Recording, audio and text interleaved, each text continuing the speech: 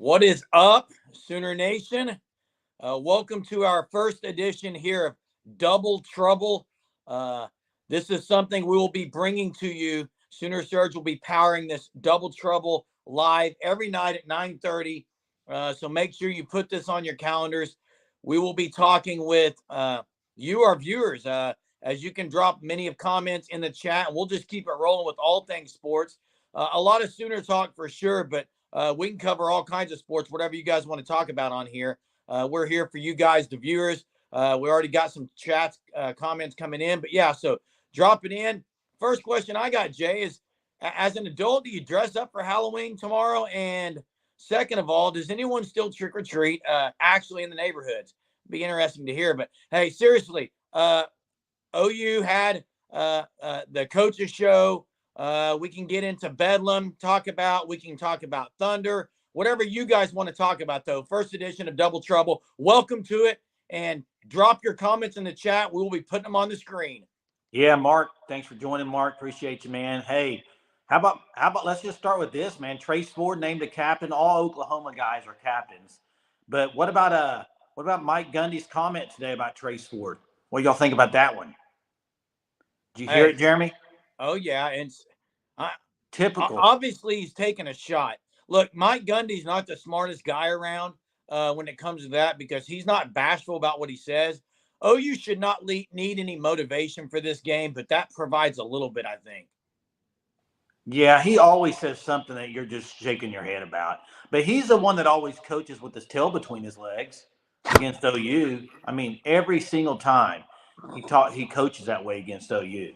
And Brian Bosworth kind of went after him on Twitter. I don't know if y'all saw that. Hey, Ray's asking what he said. They asked him about Trace Ford on film, and Mike Gundy said, I haven't really seen him on film. I haven't seen him really doing much, basically, is what he said, which was, he goes, I haven't noticed him at all. And maybe Hunter can put the exact quote on here, but yeah, that's really what he implied, that Trace Ford really isn't doing a whole lot. He also said he doesn't really look at individual players, but it was obviously a shot at Trace Ford.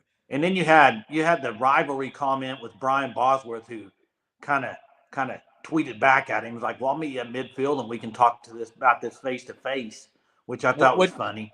Would Mike Gundy say, I'm a man, I'm 50 now? Or is it, I don't know how old he is, but it's probably, I'm a man, I'm 50. But I think some of that was all in fun because I think him and Boz go back. So it's not like, I don't think he really wants to meet him on the 50-yard line.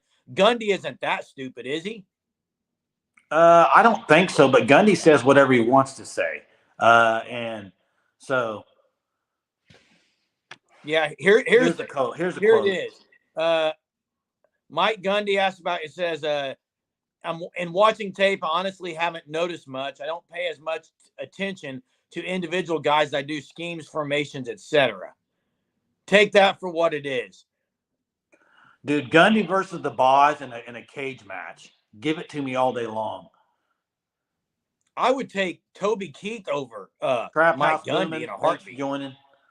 Thanks for joining Trap House. Yeah, do we expect anything less from Gundy? No. Hey, and I talked about this earlier. Gundy's done great things at OSU, but some of the stuff he says, it's just like, and when he coaches against OU, Jeremy, he coaches so conservatively. Scared. He coaches scares all the time.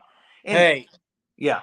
Go back to some Bedlam games that passed. I mean, there's been some doozies as far as pregame banter and chatter. Obviously, the Les Miles one stands out to me. If you remember that quote, we're going to find out who it is. And obviously, Mike Gundy's been talking his mouth since the offseason. If you remember right, at Big 12 Media Days, just about how this is all on OU because there's no Bedlam anymore. And it's just like, dude, at some point, he's just going to have to be quiet. I mean, what I'm hoping is that OU puts OSU in their place and where they belong this weekend and in this rivalry on a good note. And so we don't have to hear it for the next 150 years from OSU fans. I do think it was a great move by OU to put all Oklahoma guys as captains. And Trace Ford. And Trace Ford, yeah. Did you see they asked Venables tonight about it, about him going out for the coin toss. Or are they going to leave somebody back? Because sometimes they leave one player back, and he just kind of smiled. He didn't answer it. Ford will be out at midfield. Oh, Ford will be at midfield, promise you. That's going to be very interesting. It's a 2:30 kick. The weather's going to be 70 degrees. It's going to be amazing. Oh, Dante Jones. Wow. That is a name from the past. Dante Jones was great. Yeah, Tone Loke's right. He hunts rattlesnakes. No need to say anything else. And guys, we've seen the post game dances that he does. Can you imagine if they were to beat OU this weekend? Can you imagine the locker room at OSU and Gundy? I don't want to imagine it. I don't want to even have to think about that nightmare that OU fans would have to live through after a loss to OSU to end the rivalry. So I don't know. I don't know what to say. I mean, Gundy's just going to keep doing what he does. He's done some weird things. I mean, remember the Chuba Hubbard thing and the what was it with the painter coming in his house or something? Do you remember that situation? I don't remember that one, but hey, his record against OU is atrocious. Now That's it, right there, Ray. You're right. 3-15. They got a win there 2 years ago. Obviously, Lincoln Riley's last game they won at OU. That was in Stillwater. The last game in Stillwater. He's played OU tight in some games, but a lot of games he's gotten destroyed. And Stoops owned him. Yeah, and Mike, look, I don't have much in my bank account, guys. I would risk it all. The chance of OU losing, I don't want my wife to hear that. The chance of OU losing this game, I think, is very slim. You're not going to go off the debacle from Lawrence, and I think, especially being the last Bedlam game, I just see OU coming out on fire. Obviously, I've already put the Kansas game behind me and excited about this Bedlam game. There's the answer right there. Ward said a painter wore an OU shirt and Gundy got him fired. So there you have that. I mean, hey, Jeremy, I'm kind of with you on this. I've kind of flushed the Kansas game. I'm still really pissed off about it. And watching it again, I watched it a couple more times. Some of the plays, it's just baffling. Can't get over it. And I would be shocked if this week Levy doesn't come out throwing the ball deep a lot. He's got to go total opposite of what he did last week. Hey, Mark, yeah, it may be in a Starbucks. That's funny because that's also, You'll be sleeping in your car tonight. I'm at Starbucks a lot, guys. You'll be sleeping in your car tonight. I don't know how Mark knew that, but yeah, he knows that's if I do, I got to bring her back her peppermint hot chocolate. But yeah, I think we're all look, DG, the way you're going to beat OSU is you got to throw the ball down the field over the top. That is one of their weaknesses. OU better come out chunking the ball down the field to Nick Anderson and Gibson and whoever it is out there. You got to throw it over these safeties. Yeah, I agree. They're going to – and this is a great question, Tone Loke. Appreciate you joining us again, man. Really appreciate you.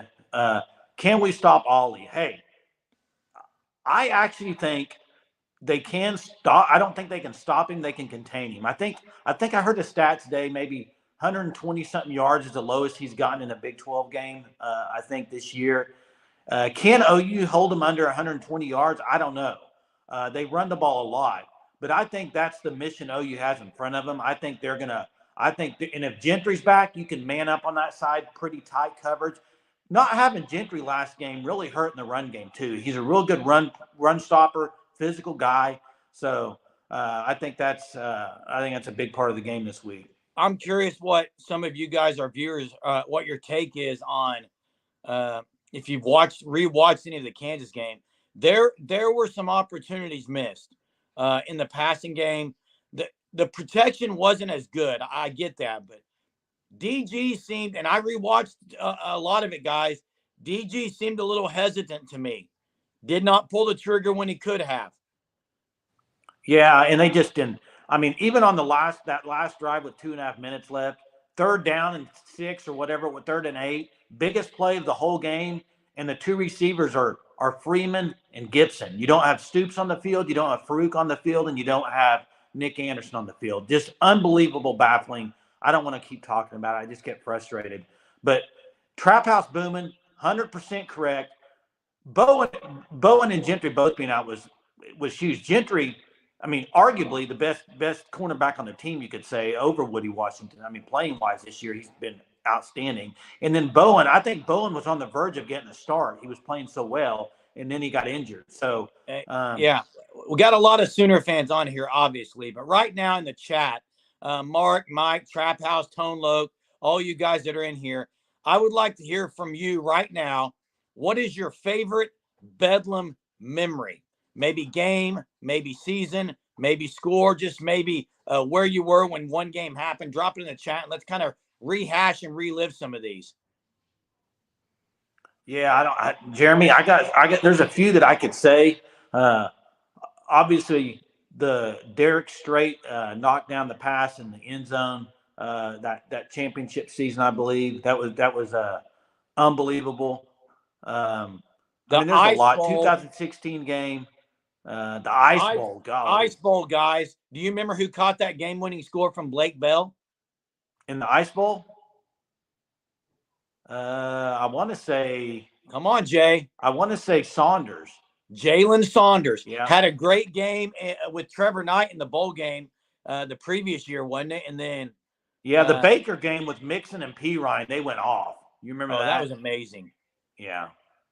I tell you, one of the best Bedlam performers from OU was Jermaine Gresham. Yeah, great Gresham. He was a great player all around. He just kind of got injured there in NFL. But this weekend's going to be interesting. I mean, I don't know. I think, I heard a lot of people say you stop the run and you throw the ball deep. That's the two keys to the game. Is that what you would think? You got to stop Ollie and you got to throw the ball down the field. I think that's pretty obvious, right? Have to. It's going to be interesting how many OU will bring to the box to try to stop Ollie Gordon. Does Stutzman play, guys? You think he's going to play? I'm honestly, now, I don't know how you could keep him off the field, but I don't know how healthy he is. That's just, we'll find out probably tomorrow, hopefully, in BV's presser. But, man, I'm not sure. Yeah, he did say Gentry practiced today, so that's great news. I think he'll be back. Don't know about Tawee Walker, which will be a big loss if he's not available, because Major's still kind of banged up a little bit. So for sure, Marquise Brown that year. Hollywood, Gus Johnson call, that was a great one. Yeah, Ray. I don't think Ray thinks Stutzman's going to play. Yeah, I think I would lean that Gentry's playing, but I don't know if Tawee or Danny will play, either one. Mike, were you in the Pride of Oklahoma when you say our band director, or are you just referring to OU's band director?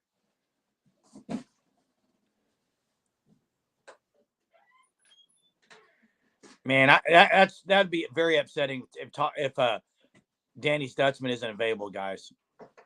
Hey, Kim what Lewis about is Dabo coming out tonight? party? Did you hear Dabo go off What? tonight, guys? Who? Dabo Sweeney. Yeah, Dabo Sweeney went off. He went off. Oh, Trap House. He brought it up. I didn't want to bring it up. Tyreek Hill. Okay, I got a question, though.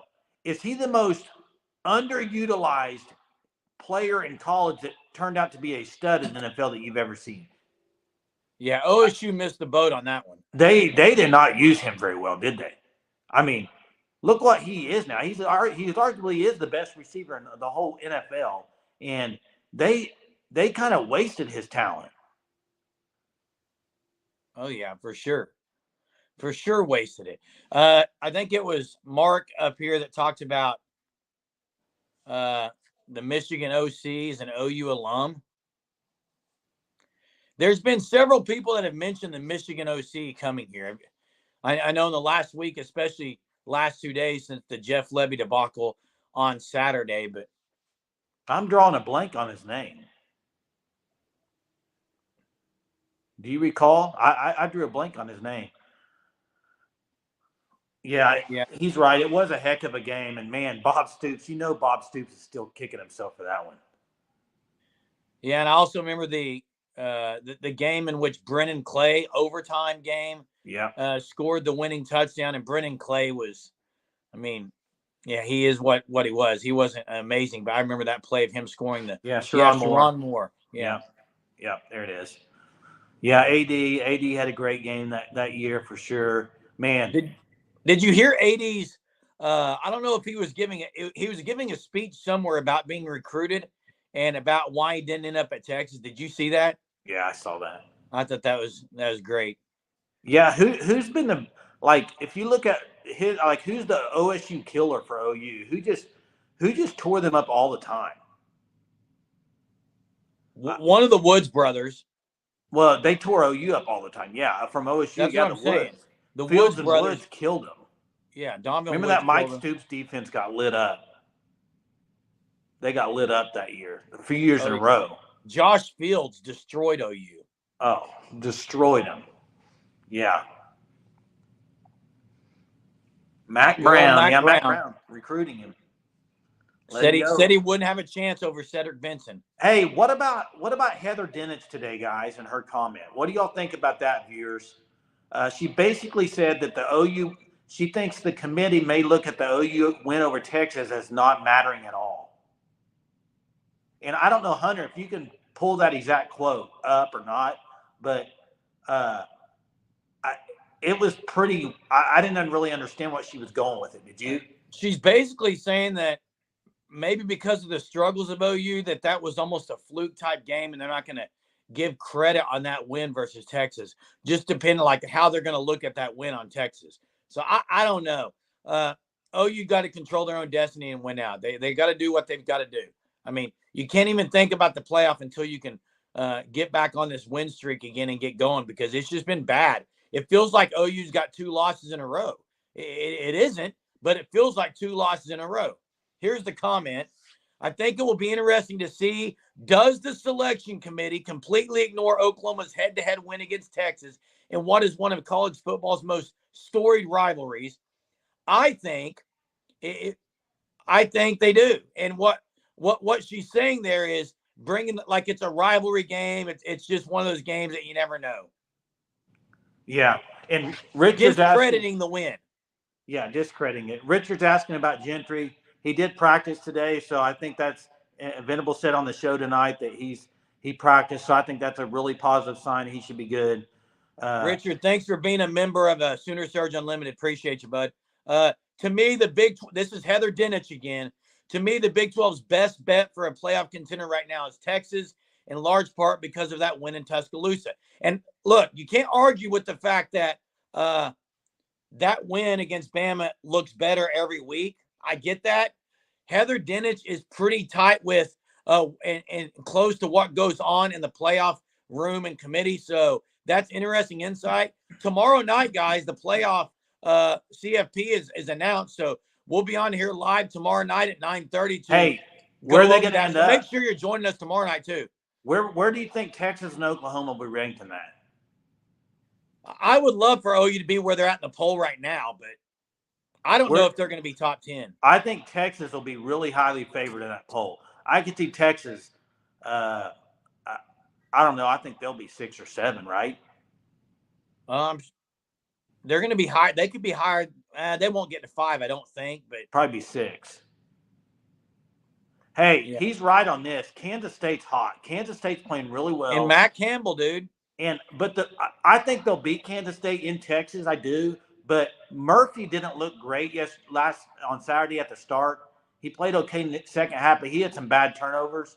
And then Iowa State on the road will be a tough game for Texas, especially with a young quarterback. If Malik Murphy is playing against Iowa State, Texas will not get out of Ames unscathed. And here's why: they're gonna have some kind of defensive, jumbo package, some kind of trickery, or they're going to drop the 8, and you don't just show up your first game and figure out how to play. Lincoln Riley still doesn't know how to play against Iowa State. So I doubt Malik Murphy is going to go there and just torch him. Yeah.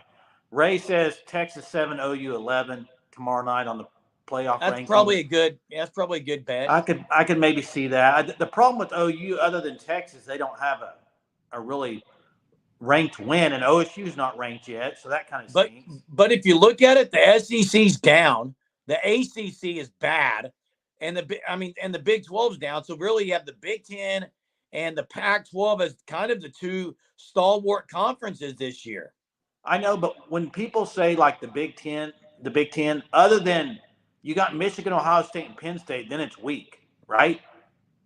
So in the Big 12, you got some teams are starting to play pretty well in the Big 12, like OSU, K-State, Iowa State. I mean, they're starting to play better, which is helping the Big 12. I mean, but still, it's got to be it's got to be OU and Texas in the end if you want any shot at, I think, making a run at all. Oh, and everyone wants that matchup because it's the two teams that are bolting, and it's the two teams that should be playing for the conference championship this year. Mike Gaddis, dude. Mike Gaddis is one of my all-time favorite Sooners. Actually taught his nephew, Terry Gaddis, in school. But Mike Jeremy, Gaddis, what number? Man, you know his number? Mike Gaddis was number 32. No, 32. Yeah. Yeah, Hey, I think, yeah. Hey, one thing though, listen to this scenario, right? You got Texas at 6 or 7. If Ohio State and Michigan, one of them's going to lose. If a Pac-12 team like Washington loses in front of them, OU really needs Texas to move all the way up to like 3 or so before the Big 12 title game, and OU still has the one loss and then beats them again. That's how you get yourself in a playoff. You got to have that high-ranked team at the end to beat. Guys, we had Heather Dinich on the show last year. We ought to we should reach out to her again. I mean, she was great to have on the show. It'd be great to get her on again. So maybe we can do that to give some insight into that. But yeah, no one wants to talk about the close game against Wyoming or the game against Houston where the ball was placed basically a yard behind where it should have been after they'd gotten the first down. No telling what happens there. Well, also Washington the last 2 weeks almost lost to Arizona State and Stanford. So they're not like after beating Oregon, they've kind of leveled off. So I don't know. Mike and whoever mentioned the Mike Gaddis earlier, who would you take right now? Mike Gaddis or Marcus Dupree? Jay?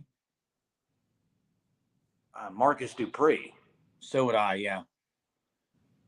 I mean, who's the best running back in OU history? I would go Adrian Peterson. I would go Marcus Dupree. That's who I would take. But if you haven't seen the 30 for 30 on Marcus Dupree, go watch it tonight. James Allen is a good one. He was good. He played 8-man football in high school. Don't forget that. I give you permission to leave our live and go watch the 30 for 30 on Dupree. Okay. But other than that, stay on here with this clock, guys. Appreciate it. I think most people that watched Adrian Peterson would say he's the best they've ever seen. I mean, AD was phenomenal. Different. AD was different. I mean, they haven't had a back like that could go 90. I still say Mixon. Mixon remind me a lot of him, but you had P. Ryan going with him. But Mixon was elite as well. Best that never was. Yep, that's exactly right. Billy Sims, of course, is really good. Yeah, his barbecue's not bad. The Billy Beans are great. Barbecue, mid. The new generation, it's Spencer Tillman, great. Now, he's got a great career in announcing. He's been a great announcer and was a great running back as well. But, Jay, I know you were a big Gerald Moore fan. Yeah, I like Gerald Moore for sure. Hey, AD's talking about coming back. I heard that he might come back in the NFL. Who would he play for?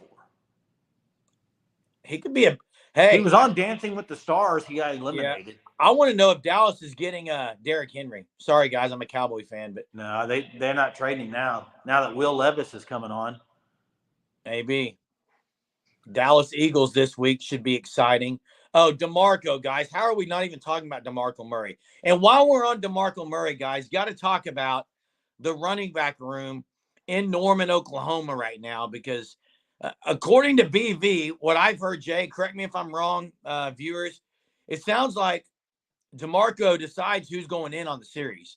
I don't even think it's Levy. I think it's DeMarco says, here's the guy we're going with this series. But I think that's interesting to me. I know DeMarco's got high expectations and practice is a big part of who plays. And I'm behind that 100%, but the shuffling around right now, I think you're at a point you've got to figure things out and you got to go with a guy or two. Were you surprised Javonte Barnes was in there on the most important series of the game? I was shocked. I know Walker was injured, but wouldn't you think it would probably be Sawchuk? That's what I thought. Just because he had a little more play in time. I think they were going more physical there. But Brent Venables on the show tonight pretty much said on that third down play, if Barnes makes the cut he's supposed to in open field, he's still running. So that's frustrating that that they haven't figured that out. And I think all Sooner fans thought in the offseason, Barnes Sawchuk, and it just hasn't happened. So it's just been a frustrating year at the running back level for sure. And is that a development thing, or what's going on with that? Yeah, obviously those two guys are both injured. So no one's saying DeMarco is the issue. I'm just saying the personnel. I'm questioning some of the personnel things in the running back room. Of you know, Tolly Walker by far has looked the best, especially you go back with the Kansas game. But we don't know if he's going to be available this week, so that's going to make things interesting. I'm still going to be on here and say that what I hate about Jeff Levy's style is the no fullback. I hate not having a fullback or an H-back. I just hate it. Or I hate not having two running backs back there together. I don't like that. I'm not a fan of it. Barnes has definitely missed. And Trap House is talking about this. You had someone else talking about running with his head down. You got to make that play. And that is true. That call was good. Well, if you go back and watch the film, the play was there. The execution was there by the team. It just wasn't by Javante Barnes. But you've got to have an H. You've got to have an H. Like I don't understand. I think it's frustrating too, because what you're throwing back there on that play, specifically on that third down play, like I said earlier, on the receivers you had Gibson and Freeman. They're pretty much bringing everybody up, and then on your lead blockers you got Austin Stogner and Blake Smith. I don't think neither one of them are a Braden Willis type blocker. So you're really missing out in that aspect. I don't know what you do in that situation, because they don't have that athletic H-back. Kanak can run. Kanak, he would be great at it probably.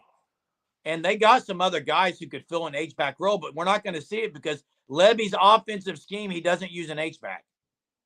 No, he doesn't. They don't even run. I mean, what game was it, Jeremy? Do you remember this year when they ran two backs? Barnes and Sawchuk? They did one game. I don't remember which game, but I want to see that more. I want to see that more. And, hey, Trap House booming. Again, thanks for being on here, guys. That is exactly right. That's the phrase I've used all year. He's a shell of himself. Hey, when he catches it, he's not breaking a tackle. No. It's not going to happen. It was Tulsa, yeah. Tulsa, they were in that two-back set. Two-back set. Haven't seen it since. Didn't see the quarterback run game like you did in the first. There are just so many baffling things. I don't even want to rehash it. It was so frustrating. I just hope after that performance that they come out, hair on, just throwing deep, being aggressive, running downhill. I don't think they have a guy, Jay, that can run outside very well. Even Sawchuk, he's not that guy. That's the weird thing, and they're trying Farouk at running back, and but they're running him up the middle. I mean, I don't know what they're doing there. I mean, hey, here's my question, Jeremy. You were at the spring game too. Caleb Hicks is pretty dang good. I mean, wouldn't you even rather have Hicks or Smothers than Farouk at running back? Yeah, I was not a Farouk. When they started talking Farouk and comparing him to Deebo Samuel, come on, guys. They're not – you can't even say it in the same breath. Farouk is not Deebo Samuel. Stop it. And when you move Farouk from the outside, it's just pointless to do. It's all baffling. Hey, I saw that comment about never flinch, and it reminded me of another running back. Remember Roy Finch? Yeah, Roy Finch. Yeah, Hicks and Smothers. That's what Bishop says there too. They're both really good. I mean, to me, if you're going to throw if you got injuries and you got to throw somebody in there, you got to throw one of them in. And, hey, Trap House, you're right. He does not look anywhere like he did in that bowl game. His explosiveness, all of it, just does not look the same. Hey, Trap House, we were all trying to think of nicknames. You know, you mentioned Thunder and Lightning. I remember after the Cheez-It Bowl, it was like, what are their names going to be? And it just hasn't panned out. Injuries suck. I get it. Hicks has drawn high praise in the offseason from Reggie Pearson, who knows a little bit about running backs because he hits them all the time. Damon Parker, guys, if he had a hole, he was gone. Night Train Lane at Booker T. He gone. Oh, yeah, he was good. And Reggie Pearson's going to be sitting out the first half this week. That could play a factor. I know, the run game specifically. Out of all the games you need Reggie Pearson, it could be against this team because he's the only Brandon Everett type headhunter that OU's got, I would say. Key Lawrence sometimes. Yeah, Damon Parker was ridiculous. I watched him play many times in high school, and he was – I believe him and R.W. McQuarters were on the same team, were they not? Yes. They Team were was they were loaded. elite. And Jonathan Brown might have been on that team too. He just didn't have the size and the physicality. Like, I mean, his speed though was I haven't seen anyone quite as quick to hit in the hole as Damon Parker was. You guys remember the quarterback he played with, Jay, at OU? One of them? Fuente. And Brandon Daniels. Yeah, that was. Don't bring back those years, man. Brandon Daniels with John Blake. Eric Moore. You guys want to name some more? Hey, don't bring up Eric Moore. Hey, who's the top 4 teams in football right now? I mean, seriously, who is it? Georgia's won. There's no doubt they're the number 1 team until they get beaten and until they maybe even look like they're going to lose. Carson Beck may be a better QB than Stetson Bennett was. He may not be as timely as Stetson Bennett or as big of a gamer, but he definitely. Is Washington for real or are they fraud? I think Washington's a fraud. You can't even name the coach. Do you think Oregon, even though Oregon lost, do you think they're better than Washington? I absolutely think Oregon's better. I hope Oregon slips up again, and I hope Washington slips up twice because OU could then maybe sneak back in.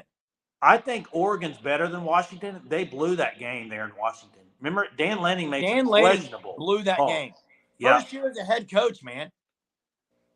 Growing pains. He's a good coach, though. Brent Venables had him last year. Bad growing pains. Venables is better this year at time management. Kansas was the worst time management of the year, though. Hey, did you go back and see, Jay, on the and maybe our viewers, maybe you guys that went back and watched this on the first time out OU used during the punt? What about it? Did Luke? We could have taken a delay of game. I'm wondering, did Luke Elzinga call that timeout? I don't think it came from Venables because he was pissed. Well, whoever called it, it's dumb.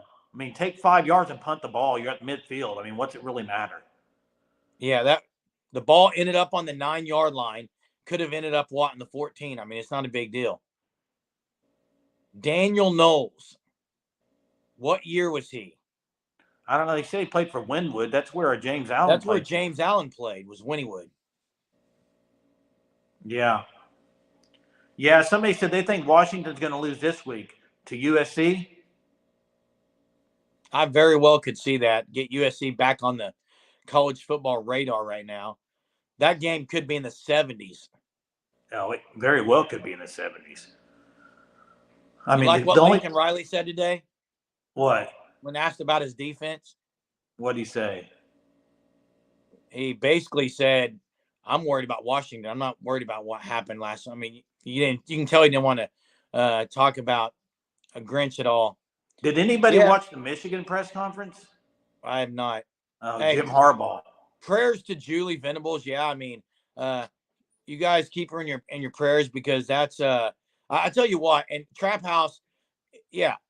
Not only that, Brent Venables, there's all this talk about players coach. Deion's a players coach, whatever. A players coach to me is BV because he stepped right into the into the post game. He could barely look at the cameras, guys, because of how hurt he was about that game. And he put the responsibility solely on him, saying he blew it. Even when people ripped Levy in the offense, he said, doesn't matter. Had a 4th and 6. Should have called the timeout. I should have put the guys in a better spot. To me, that is what you want in a coach. Yeah, and he said tonight that there's like 12 or 13 calls he would have rather called on that play. He should have called something differently. He's frustrated. You can tell it's still eating at him, but you got to move on. You got to watch it and move on. I think what he thought though going through is Kansas did not have timeouts. I think maybe in the back of his head he was thinking maybe they don't have time to even set something good to play in. He said he thought they were rushing it, is what he thought. Yeah, so. Yeah, he did eat the sword, Mike. He did. He fell on his own sword. Yeah. We're close. Mark, we're close. Close. Oh, gosh. Spark away, Mark. Spark away. We're spark from being there. I can't believe where OU was, with Riley compared to where they are now. I think culture-wise, I think just as far as having the head coach that you want going to SEC. I don't know if you guys heard Paul Feinbaum on, and Paul Feinbaum came on our show last year, guys. We'll try to get him on again, but he was on Sellout Crowd with Barry Trammell, guys, and he talked about the question was, what is one thing that's going to surprise Sooner fans going to the SEC? You know what he said? Did you hear this, Jay? No, I didn't hear it. He said OU fans are going to be surprised at how ready the university and the team is to be in the SEC, and the administration, how prepared they are. Like, he basically gave OU kudos, saying they're ahead of where they need to be. Like, they're not behind the 8 ball going to the SEC. Well, I mean, you would hope not. With this other recruiting class they got coming in, they ought to be in pretty good shape. I mean, the schedule's going to be brutal, obviously, compared to what they're used to. But here's the thing: the SEC, if you look depth-wise of the SEC, it's not. I mean, they're top-heavy still. I mean, they're not as good this year, as deep as they've been, I don't think. I mean, look at Arkansas. Arkansas's bad. Trap House, the weather. Now, here's the deal, though. The only thing is the weather delay. OU played great immediately following the weather delay. Really found themselves on the offensive side, just pounding, ground pound. But then they went into the halftime and came out of that, and it was a debacle from then on. Punt, fumble. Out of the halftime. Yeah. I just can't talk about Kansas anymore. Golly, how do you lose to Kansas? It's just, I know it's a different Kansas team, but golly, man. Hey, we're going to go for 45 minutes, guys, so we still got 9 more minutes. Maybe talk a little recruiting here, Jay. Any expectations you have for any other? We just landed Reggie Powers, the 4-star guy out of Dayton, Ohio. Got him basically from UCLA, was the other team in the mix. But Grant Bricks is a guy. Eddie Pierre-Louis is a guy, 2 offensive linemen that I'm not sure how close they are to making a decision, but we're waiting on those decisions. Who else would you say? You got the 25 Haynes out of Carl Albert, I think could this week. Maybe. I mean, there's guys, Grant Bricks, like we've talked about him every day it seems like we talk about Grant Bricks. So I'd love to see that commit soon. I don't know how soon that'll be, but they're in good shape. I mean, earlier we were talking about flip season. I don't know if they're going to have any, but I don't think anybody's. I know people want to talk about Williams Nwaneri. I just don't see that happening. Yeah, the recruiting, here's the difference, and Mike brings up what Feinbaum said. OU's getting a majority of 4 stars with some 5 stars sprinkled in. That was not the case in years past. Yeah. I know someone commented on a video of ours the other day and said, OU needs to start getting some offensive recruits. They absolutely are getting offensive recruits. I don't know what that comment was in regards to, but we did think that they are close. I for sure thought EPL was going to visit that week. I don't think he visited UCF this weekend, did he? He was supposed to, but I don't know. I've never heard. He's basically, I don't know that he is twice. Yeah. Look at this comment. What about this comment, Mark? He says he'd like to be first out of the playoff with the winning out of the schedule, so Oklahoma could finish the season with the New Year's Six Bowl win to propel into next year. So, listen, Mark, are you saying that? And I know Hunter with the Sooner Surge is under the same mindset. Would you say that then you don't want OU to have a shot at the playoff? No, what I'm wondering is Mark saying they went out, but they missed the playoff. Is that what he's saying? Yes. And then they could win a New Year's Six Bowl, and then be off to the SEC on a high note. Here's my thing. If they went out and they missed the playoff and they shouldn't be in the playoff because other teams have won ahead of them, I won't be mad about that at all. Let's just go win the New Year's Six Bowl and move on. I mean, 11-1 would be an outstanding year. Outstanding. I definitely want the playoff. I'm with Dopp Hoes here. Now, and here's why I'll say that, Mark. There's not a great team, is there?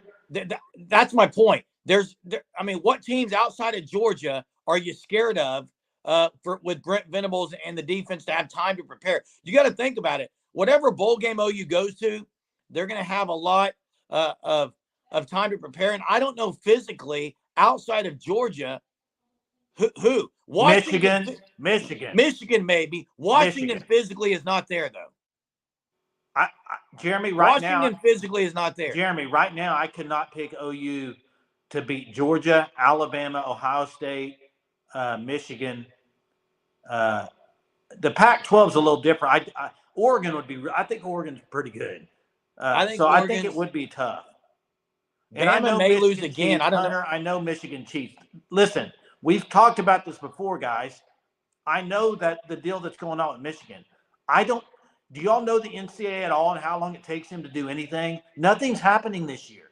No, and hey, Mark, you're absolutely. If you watch any of Henderson's back for Ohio State. Hey, he's a game changer. I think they're going to be ranked number 1 tomorrow, Mark. Very well could be. I think they'll be ranked 1. They beat Notre Dame on the road. Yeah, I could see them being put 1. And the thing is, this is the best their defense has been too, Ohio State, in a while. I mean, they pretty much shut down Penn State, which Penn State I think is a little overrated. But now, Mark, I don't know that Michigan and Ohio. If Michigan lose to Ohio State, I don't think they get in, especially with the scandal that's going on. Oh no, they wouldn't win their conference. No. So that I think only one Big Ten team gets in at that point. Corey says, if we win out, we make it, and that's very well could be, guys. Every other year, OU's lost one game and they've won out. They pretty much made it. And it's been a debacle in the playoff when they did. We're sitting here before Halloween. The chances of all these teams winning out are very slim. It's just the parity in NCAA right now with NIL and the transfer portal is a little bit higher. It's better than it has been. Georgia doesn't play anyone. They're not. What about this? Maybe Missouri. Jeremy, if Florida State wins out regular season, they have 0 losses, but they lose in their ACC championship game. Do they go over a 1-loss Big 12 champ? Say that again. If Florida State wins out the regular season but loses in their conference championship, 1 loss, they did not win their conference. You got to take a Big 12 1-loss over them, right?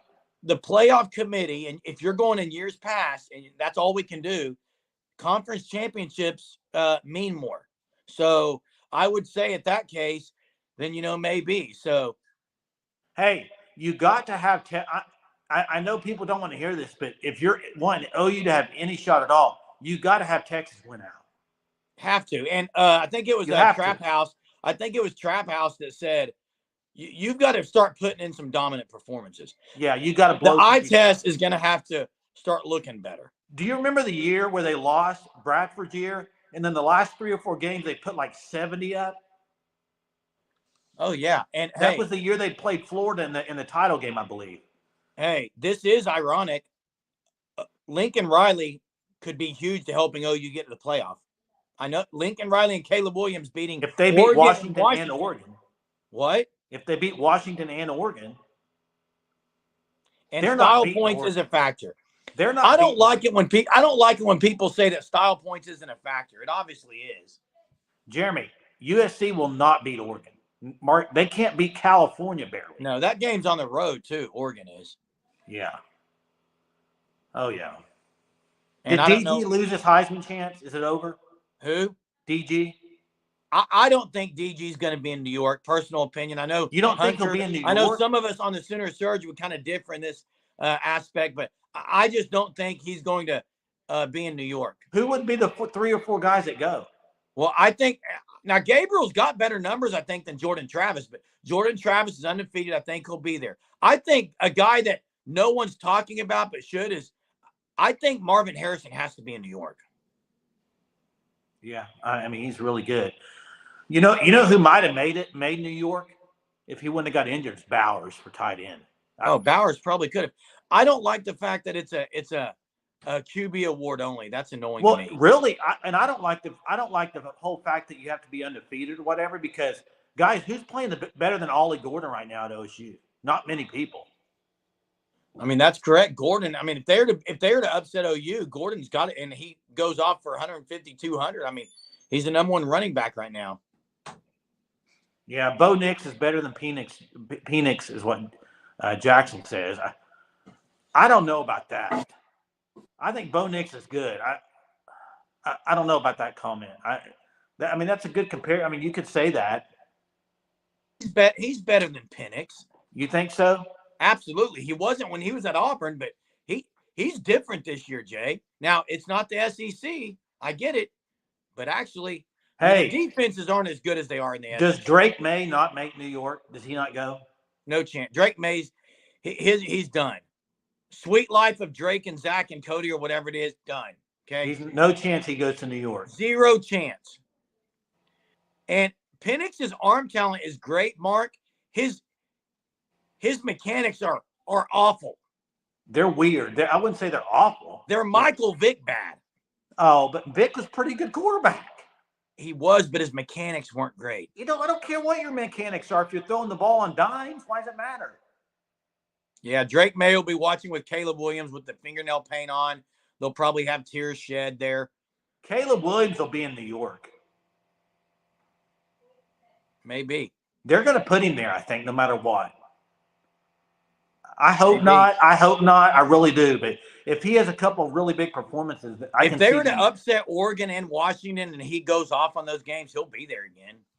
Sadly, but probably true. You're right. OU needs to dominate Bedlam, guys, and we're at 45 minutes. Again, guys, this is something we're doing every night at 9:30. Mark your calendars. Join us every night. I love the community here. You guys with the comments, Ray, Mike, Trap House, Mark, all you guys. I'm going to leave someone out. Mark, Lori, Corey. I know there's more.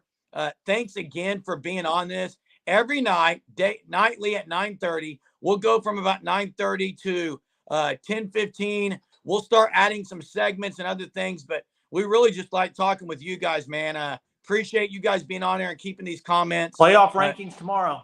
Playoff rankings tomorrow. Make sure you join us 9:30 tomorrow night. Appreciate it. Good to have you guys. Till next time, Boomer. Sooner.